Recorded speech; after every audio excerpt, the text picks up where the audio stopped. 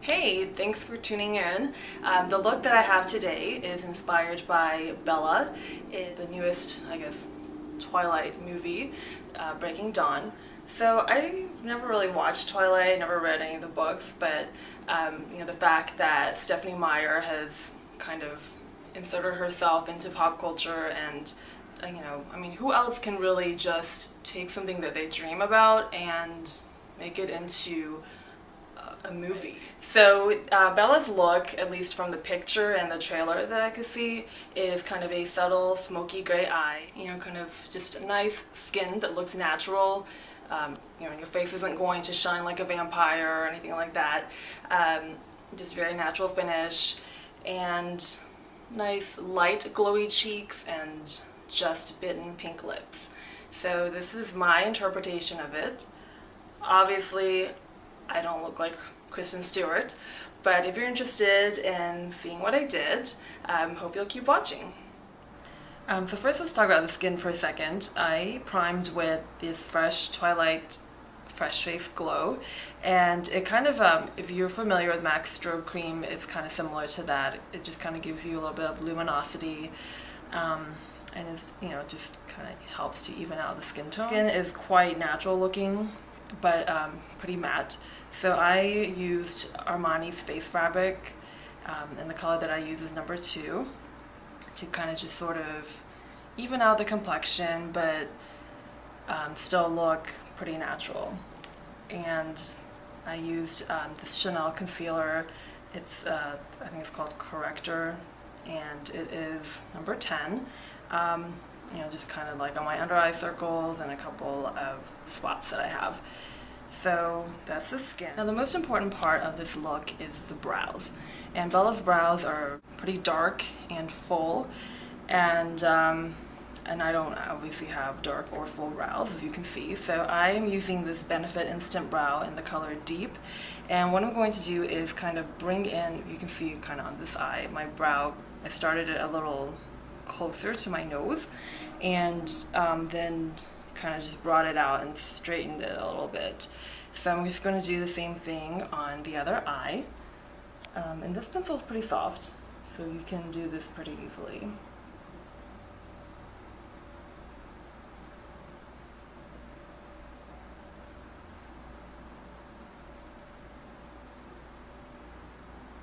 So now that we have our brows on, I'm going to take this fluffy brush from Erin's Faces, and then I'm going to use this Dior Quint and Incognito. I'm going to take this sort of medium brown color, and you can skip this step if you have deep inset eyes or you have a crease. I don't really have a crease because obviously I'm Asian. So I'm going to kind of create a crease, and just going to look down and sweep this in here to create a bit of a shadow in here.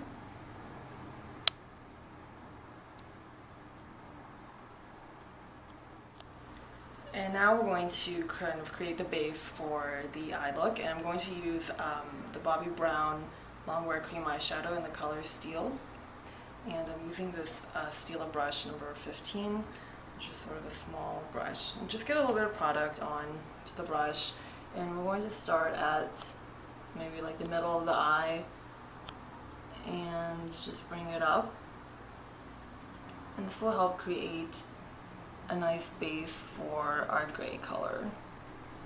So we're going to concentrate the color on like closer to the lash line and diffuse it as you get close to the crease of the eye. And then you can also sweep a little bit on the tip of the brush and bring it underneath the lash line.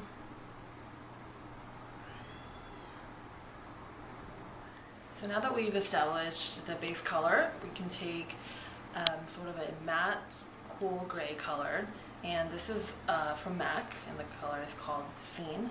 So I'm going to use the same brush and just get some product on to the brush, and we're going to go over what we just did. And what this does is it kind of, because the color of the Bobbi Brown shadow is not exactly what I'm looking for, but it helps to hold the other shadow, this Scene color, kind of onto the eye, because this color doesn't really, on its own, doesn't really blend that well. So it works better when there's like a base or something underneath. So we're just going to blend this on top of where we applied the cream shadow, and kind of do the same thing along the lower lash line as well. And then from the same Quint, we're going to take this sort of white color and then the bone color and kind of just get a little bit onto each, and we're going to blend on top again. And what this does is just really softens the look, and you can bring it up to the brow bone as well, and kind of just give it more of a, the effect of it kind of just blending into your skin. Now it doesn't really look like she's wearing any eyeliner in this picture, so I'm just going to take some black eyeshadow, and this is MAC Carbon. So any black sort of matte eyeshadow will do, and then a pointy pencil brush like this. This is the other end of the Stila number 15 brush. I'm just going to get some product onto the brush and just along the lash line, just brush this black. I'm just going to add a little bit of extra dimension and definition to the eye. So we're going to do it along the upper lash line and then also along the bottom. Kind of just add a little bit of smokiness to the look. So I didn't use fake eyelashes today. If you want to, you definitely can. Just make sure that the eyelashes that you pick are not so much lengthy as volumizing, because it doesn't look like her lashes are crazy long or anything like that. So I just used a few coats of my favorite mascara, which is this Armani Eyes to Kill Excess. So now let's move on to the cheeks. And for the cheek color, it doesn't look like she has a lot of blush on.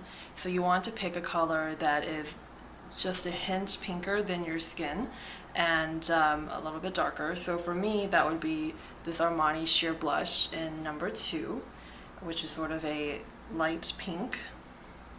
And I'm just going to kind of lightly dust it along the cheekbones to give a hint of color, but nothing too extreme.